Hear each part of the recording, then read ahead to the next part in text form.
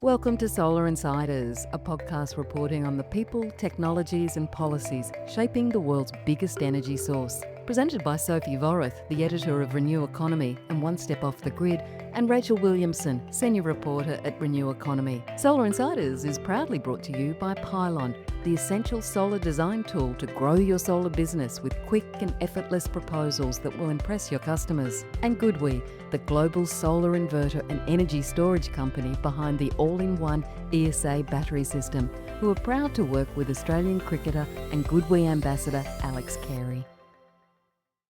Hello and welcome to Solar Insiders. My name is Sophie Vorrath. I am the editor at Renew Economy, and joining me today is our esteemed editor-in-chief, Charles Parkinson. I haven't been called esteemed for a very long time, Sophie, but it's great to be back. Well, I'm pleased to have filled that gap in your needs. I think that's going to carry me through to the rest of the week, at least.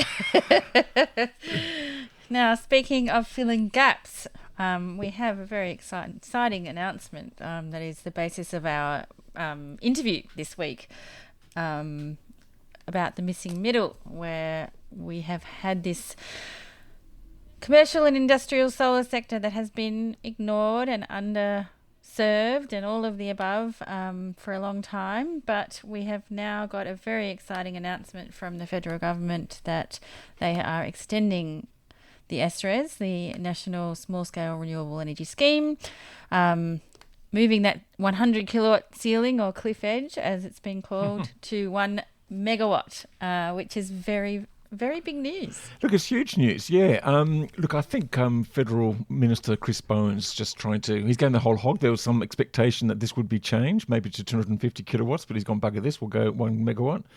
And I think that's been buoyed by the success of the home battery scheme. And he's just going, bugger it, we'll just go for it now, and just provide them with no excuse whatsoever not to put solar on their rooftops.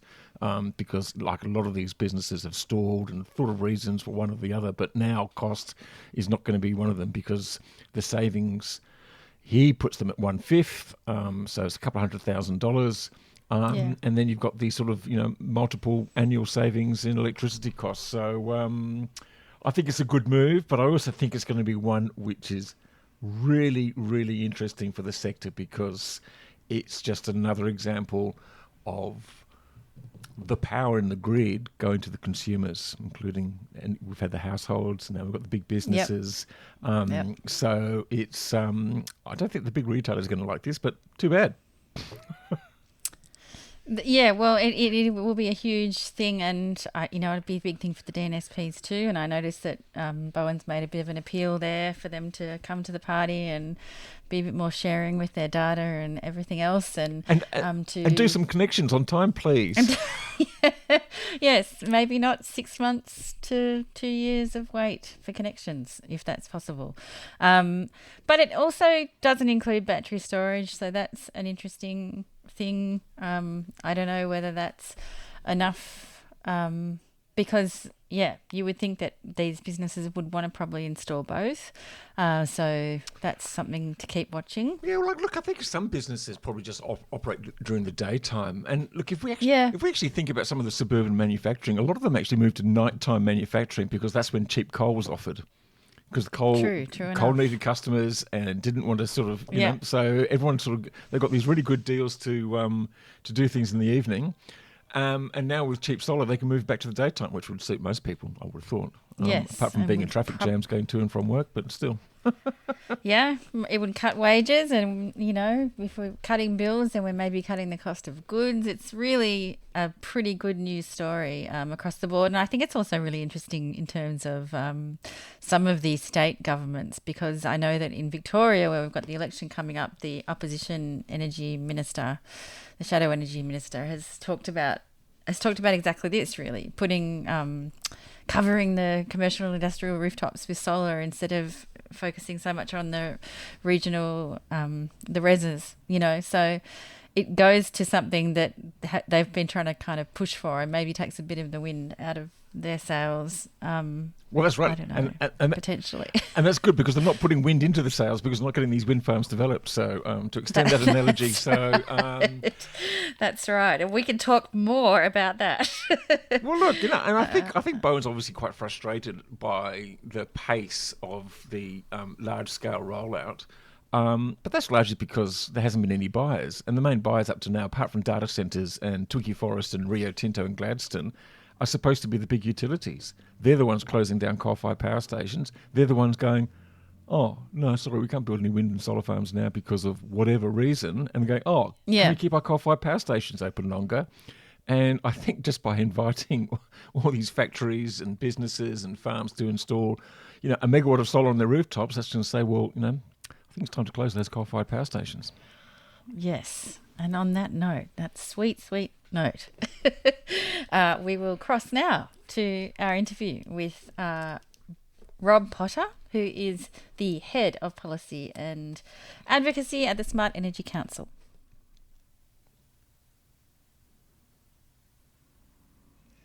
And that was Rob Potter.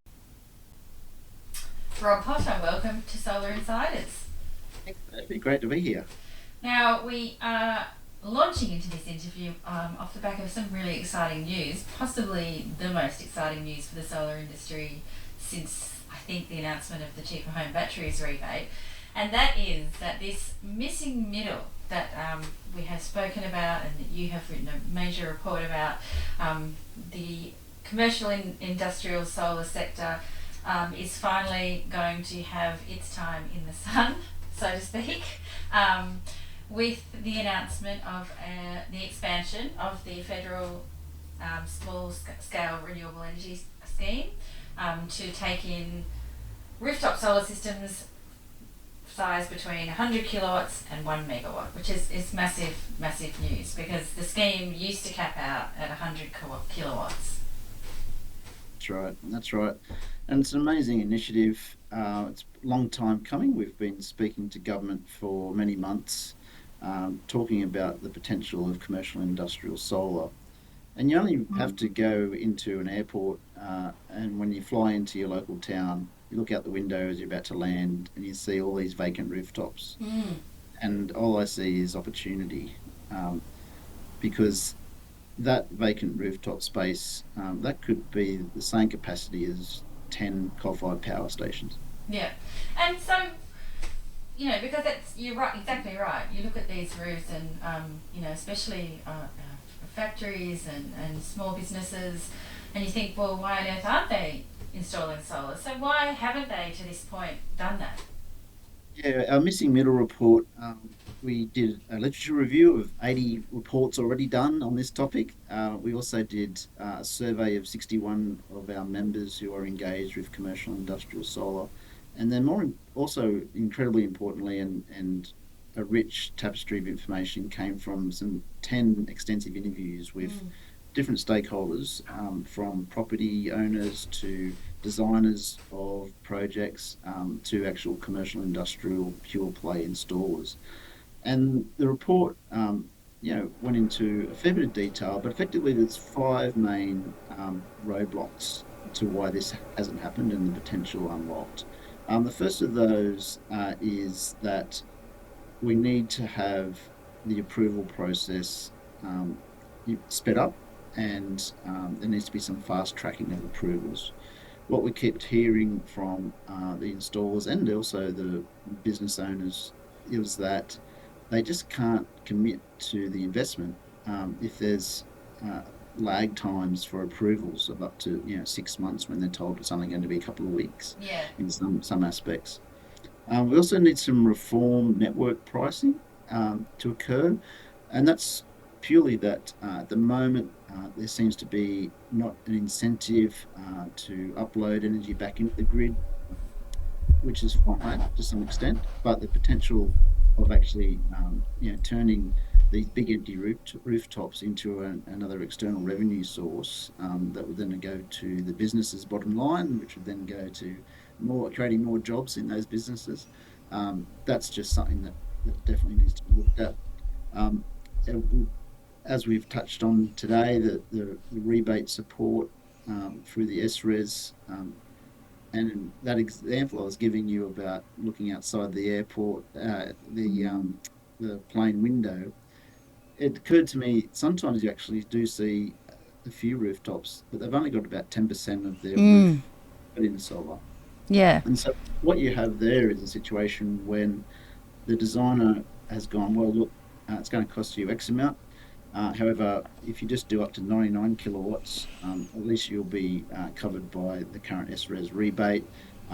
You'll then and the owner just looks at the numbers and goes, oh, well, that's a no-brainer. I'll just stick to 99 kilowatts, even though I could go up to 500, 800 kilowatts. So Mm.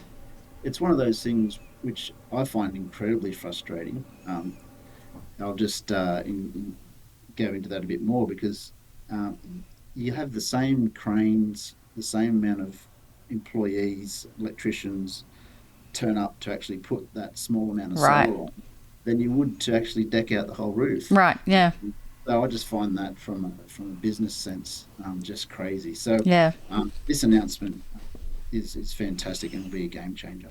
Yeah, you refer to that in the report, and it's a really great extensive report, and we wrote about that on Renew Economy on Monday.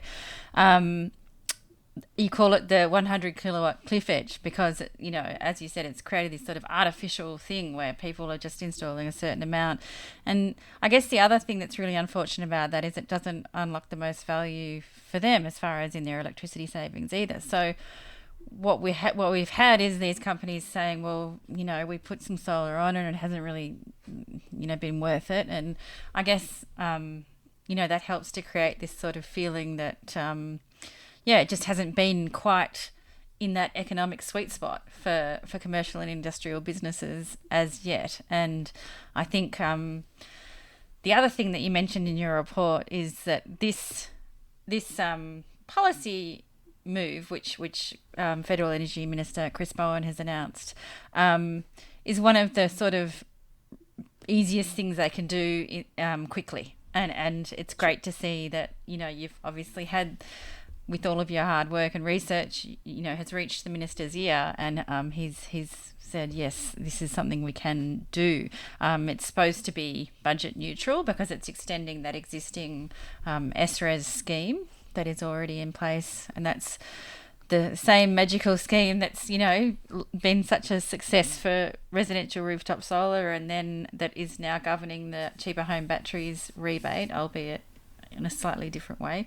So what do you think, what do you expect to see happen to the market now that this has been announced? Bowen was saying, if he can get all his solar ducks in a row, pardon the pun, that it might be in place by October. Yeah. What would you expect to see happen in the market at that stage? Yeah, look, we see first up there'll be already some jobs and projects which were not proceeded with. They'll just be reopened, Yeah. and there's thousands of them. However, there will be design work, approvals, and connection concerns that will need to be still going through. And so there'll be a reasonably slow build up to this Yeah. as momentum goes. So there's been experts in the area sort of suggest that within the first 6 months, there might be about 300 megawatts of commercial industrial solar installed. But then over the next 20 years, as we sort of suggest, it'll be effectively 30 gigawatts of capacity that's Wow. actually installed. Yeah. And then other experts even go further to say, look, the total potential, even after that 20-year sort of time horizon, is around 60 to 80 gigawatts of potential generating capacity. So it's a real game changer, something that it doesn't effectively remove the need for the build out of transmission and also large scale solar batteries and wind. But it does plug that gap that we're seeing in the delay of the transmission build out. Yeah, absolutely. And I think, another thing you mentioned in the report is that, yes, it's this potential for like sort of 10 coal plants worth of new capacity. And I guess the really exciting thing is that it then also, it cuts bills. I think what Bowen is saying is that you're looking at a roughly 20% discount on the cost of installing a commercial or industrial system, which for some of them will be a significant saving. I think there was one example they give where it's an 850 kilowatt system, which would have about a $230,000 savings on the upfront cost. But then after that, you're looking at $175,000 a year off the energy bill. So we're looking at less pressure on distributed grids potentially, lower costs for businesses, and we're looking at this kind of flowing through, hopefully, potentially, to the cost of goods and services, and also, helping push down the power of electricity across the board. So it's a really, really important policy. Amazing, and I think what you've wrapped up there could be described as just a more prosperous nation. Yeah. And it is just trying to give this industry, or this piece of the solar and battery puzzle, just the kickstart it needed. It didn't need huge subsidies. It didn't need huge grants. It just needed a little bit of a nudge, which is what the minister's delivered. And further, though, we are calling for a working group to be convened with industry insights to go through those approval delays and connections and all the red tape that sort of sits and really holds up these items. One of the case studies, if you like, or for want of a better word, even just a statement that was said to me during one of the interviews, and it was a large property and infrastructure owner in Australia, and it just banged me in the face, and it was just that in 15 years of them, having these large industrial precincts, supermarkets, etc. Only once in 15 years did a DNSP approach them proactively and said, "Oh, where your property is located would be an ideal site for our grid due to congestion or otherwise for some installation of larger scale or medium scale solar and also some battery to support the grid." Really? It happened once. And so we hope that, yes, we'll go through a formal rule change process, and we'd like to assist the minister in how that goes out with some industry insights. But it is really about just getting some ambition and some proactiveness from this piece. Yes, and that's part of, I guess, another rule change that has been in the works, where the market rulemaker is asking DNSPs in particular to be more forthcoming with their data and more forthcoming with things like this. How can we all work together to really optimize our grids, to build out less infrastructure and make best use of what we've got on there. So, all of this is, it almost seems like we're having some sort of orderly transition at points, doesn't it, Rob?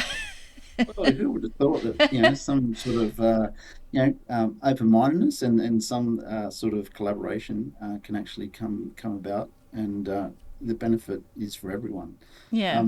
Just going back to the DNSPs, the feedback that we did get from the interviews was that they're not, it's just no consistency across the country. So not only does it vary within states, but it varies across the country. So even our installers just are struggling in relation to approvals and cooperation and data across the country. So our report does look at the need for national consistency in relation to that. Yeah, because otherwise it's just going to take, if you've got one company is working out of New South Wales but has customers up and down the East Coast, it makes it really difficult to try and fit in everything, and including with state rebates and that kind of thing.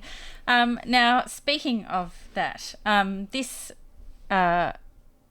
as positive as this reform is and amazing, it doesn't address battery storage for commercial and industrial businesses. Is that something that you think there's scope for in the future, or is that less important? Or do you think that these savings potentially are enough to get both things over the line for businesses?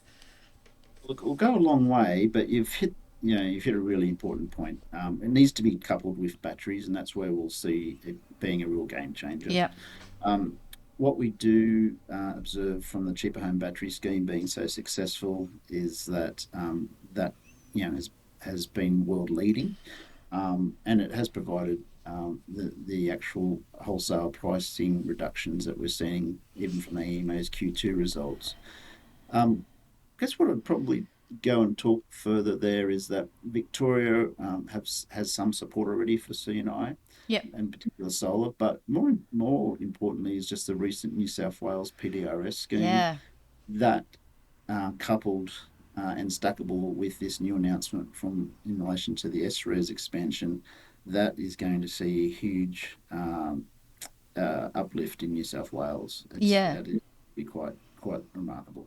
It is, and I think that's where, I think a lot of the latent potential is at the moment as well. I mean, it's going to be in all states, but it's going to be really interesting to see how those two things combine in New South Wales. And obviously that's a grid that has a lot of work ahead of it, trying to become less reliant on coal power.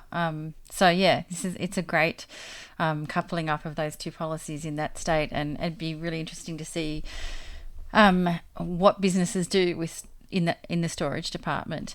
Now, moving on to another sort of issue, I guess, is that this is a really fantastic initiative by the government, but it does cap out now at 1 megawatt, and your missing middle report talks about from 1 megawatt to 30 up to 30 megawatts. Yeah. So we're talking like some of the really much bigger companies, and companies with lots of factories and all of that kind of thing. Is there still scope for the kind of thing that you recommended in your report as like a medium scale energy storage scheme where there could be a sort of certificate based subsidy for that segment? Yeah, that's right. Our advocacy doesn't stop. Yep. We definitely see the large generation certificates as another conversation, which we already are having, and that is that from our report and from our members, the sweet spot is around that $20 to $25 for the LGCs.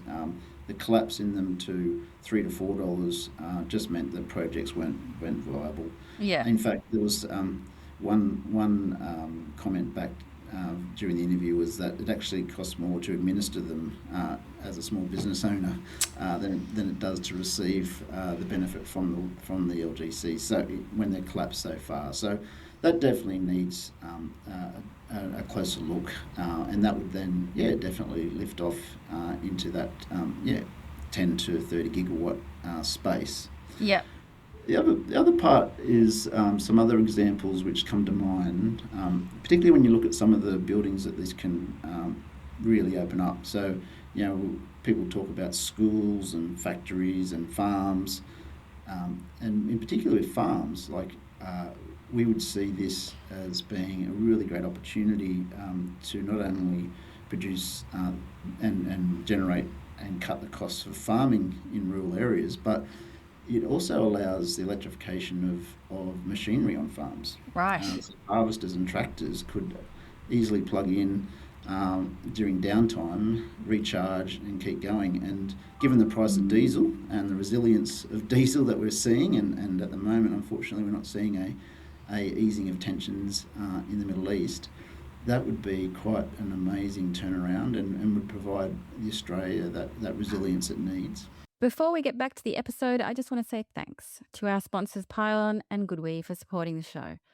Both companies are playing an important role in accelerating Australia's energy transition. Goodwe provides solar inverters and energy storage systems used in homes and businesses around the world. And Pylon provides software that helps solar installers design solar and battery systems and generate proposals for customers.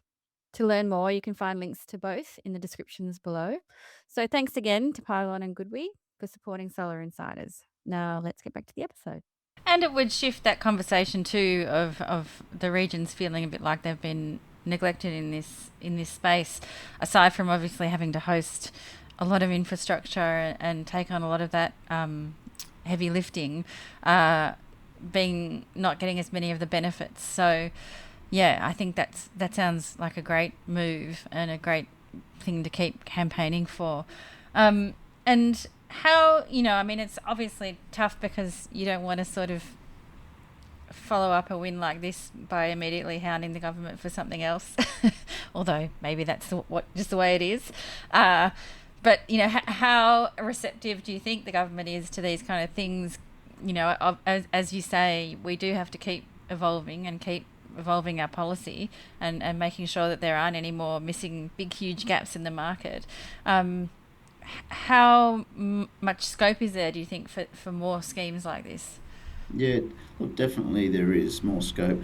The Smart Energy Council, we pride ourselves on advocating across all types of government, state, local and federal, and whichever colour they are on the day. And in particular, we found that commercial, industrial, solar and battery as a topic is bipartisan. I've spoken with David Davis in Victoria, the Shadow Energy Minister, and look, he's very supportive of that. We've also seen in New South Wales the opposition there talk about commercial industrial in huge ambition. So Yeah. we found that there is actually a pretty open door when we talk about this topic. So we're pretty confident of trying to get some more reforms, and it's up to more advocacy. We've got a great group and other experts all pushing in the same direction, and we'll be also. And the value of our missing middle report is that our members, it's their voices and it's what they experience on the ground, and that's what's really been the turning point in this campaign. Yeah, it's really interesting. I mean, that the really strong data, that's data, I think it was like 71% or 72% saying that they had trouble with the delays in connection approvals and all of that. It's really hard to argue with that when you see those kind of numbers. And then, as you said, those in-depth interviews really get into the weeds of what some of the problems are. But it's interesting that you mentioned David Davis, because Victoria is going to be in a very interesting state to watch with the election in November and everything that's happening. Has a new energy minister as of today. And there's been great progress in the state under, what was a really long period of government. Well, under Lily D'Ambrosio, it was a really productive period. She was minister for nearly 12 years, I think. And as you mentioned, David Davis has talked a lot about commercial. In fact, he's sort of made that a bit of a key policy. So is it likely we'll see this be more of a state thing, maybe this the bigger again size of industrial stuff, because he has talked about creating these regional sort of rooftop solar farms basically, and instead of having these big taking the focus off renewable energy zones, I guess, and shifting them onto the commercial industrial rooftops. Yeah. Oh, look, we see it the states have to play an important part, and again, it's only when Australia just does so well when states and federal governments are able to work together. Yeah. And this will be one of those opportunities that occur, particularly, like I said, with the New South Wales example already, with the PDRS being able to stack with this new SRES announcement. I think that will be a real leading light for other states as well in Australia. Just another interesting stat out of our missing middle report was the sticking points around the tenant and landlord. Yes. And look, we already see this in the residential space, and no one's been able to crack that yet. But the same occurs at the moment in commercial and industrial. A lot of the people underneath the roofs are just renting that property, and the landlords, have very much a say as to what occurs on their property. And 75% of the respondents to our survey in our report identified that is a major hurdle. And there have been examples where it's worked. There's been examples where it hasn't. There's been some crazy examples where effectively the tenant had negotiated to try and put solar and battery onto their large warehouse, the landlord then realised that they could possibly charge them for that electricity or the renting of it. And then there was a legal battle which cost $10,000 or $12,000 before anything went by. Crazy. And so we're looking at that now. There needs to be some solutions there. Yeah. And it's easy to see how the problem has occurred. The small and medium business owners, they don't have the bandwidth to sit back and try and figure out a business model that the landlord would accept. So we think perhaps a green lease type of template, which at least get the conversation started between the small and medium business owner and the landlord, and then there could be some tinkering about how the windfall, and how it lands and how it could be split in relation to what will be achieved. Yep. We also see that Treasury could do some research into accelerated tax write-offs for the actual installation costs and the what is pretty large investments. That may go somewhere. Yep.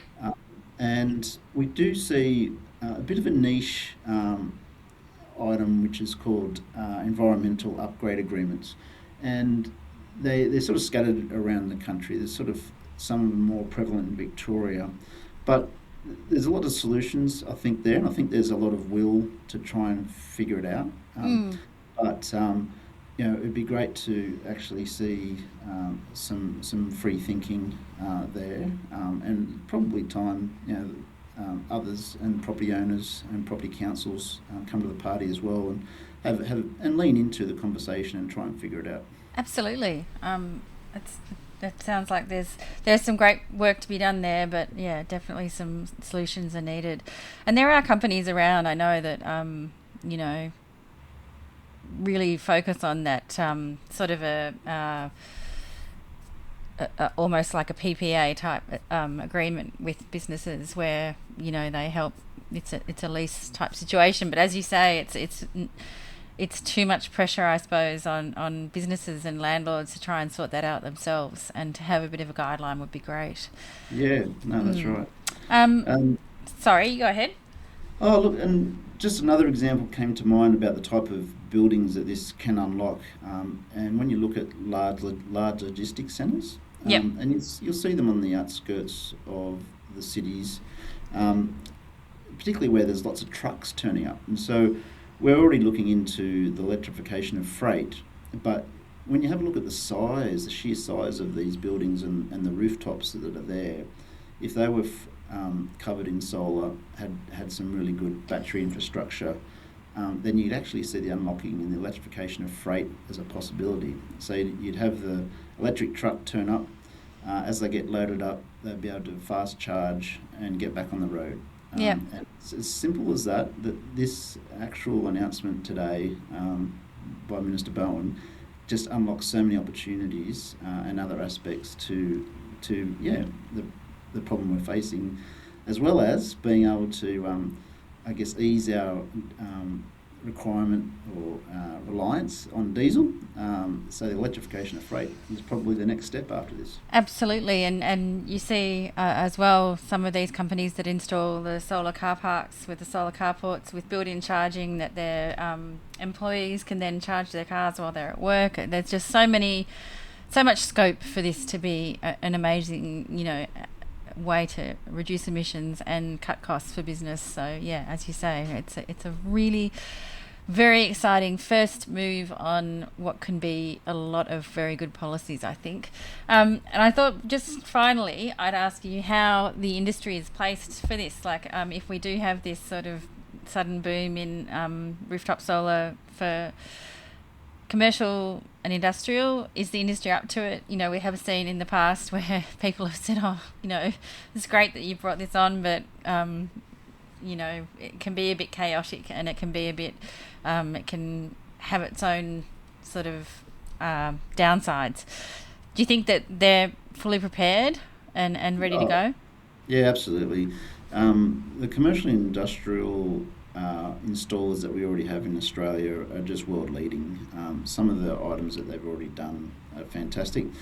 a lot of them are actually reaching out to the Pacific and actually powering villages in the Pacific which never had electricity before. So they're absolutely raring to go. There will still be all the same compliance, all the same aspects of certification, etc., that will occur, including just as you have for the LGCs, a reasonably high level of engineering sign-off as well on these projects. So, it's going to have all those safeguards, and our installers are world leading. Great. All right. Well, thank you so much, Rob, for joining us, and thank you to you and your team for all the great work that's gone into this. To helping the government make up its mind, and keep up the good fight. We look forward to hearing how it all goes. Thanks, Sophie. Happy to help. All right. Bye for now. Cheers. G'day, Alex Carey here, proud ambassador for GoodWe. The GoodWe ESA 3060 all-in-one commercial solution is available now from GoodWe wholesalers. With a massive 50 kilowatt hours of the battery eligible for the federal rebate, it's the perfect solution for small businesses. The commercial energy storage range from GoodWe is growing, with more models launching soon. Visit goodwe.com.au for more information or contact the local GoodWe team. And that was Rob Potter from the Smart Energy Council, with a lot of great insights from that. So they had that report out on Monday, which, it's obviously they've put a lot of work into it, and they've had the ear of the minister and done a bit of strategic nudging, and this is what everyone thinks. And as Rob said, there's still a bit of work to do, discussing some of the finer points, as you mentioned, with the networks and perhaps with the rule maker to make a few rule changes. But it's really exciting. Yeah, no, and it's really good. It's really interesting about that network thing too, because the EV industry has also been complaining about the problems it has had in getting EV chargers rolled out into networks, and there's that big stoush at the moment about who should actually have the right of way on those local networks. And the networks want to say, well, it's ours, and we'll let other people connect, and the other people are sort of saying, well, no, it's not yours. It's supposed to be a public good. Let us just connect anyway. So that's a really interesting argument, and I don't think the networks have been particularly helpful in this and haven't served their own purpose very well. So if we can get a trigger on that. And look, and the other thing I'd just like to mention is that it was interesting at the Clean Energy Summit last week, there was barely any mention of solar, and at least certainly not rooftop solar, as they also wandered around and had deep and meaningful conversations about large-scale renewables and particularly wind. But I think this is going to put, it's going to make them think also about what they're doing and where they're doing. And the other thing that just came into my head, because I'm thinking about downloading everything that comes into my head at the moment, is the fact that we've had so much battery storage, and I think that's actually given the market operator and therefore the government the encouragement to get more solar out there, because we've got so much battery storage that's been so successful. It's sort of putting a sort of floor under demand in the middle of the day, so we're not so worried about those solar duck curves anymore. So, we'll see how it goes. We will indeed, and all things going to plan. The idea is it'll be in place by October, so it's a pretty quick turnaround and a pretty quick Rob was saying expecting to see maybe hundreds of megawatts added within the rest of this year. So that's a huge kickoff just to start with, considering from October to just a couple of months. Check your rooftops though, because some of them, they do need to be strong if they're going to support that many solar panels. So, unless you go the special ones that are made for compromised roofs, which they do exist. They do. But Yes. Your Your discount may not be as significant.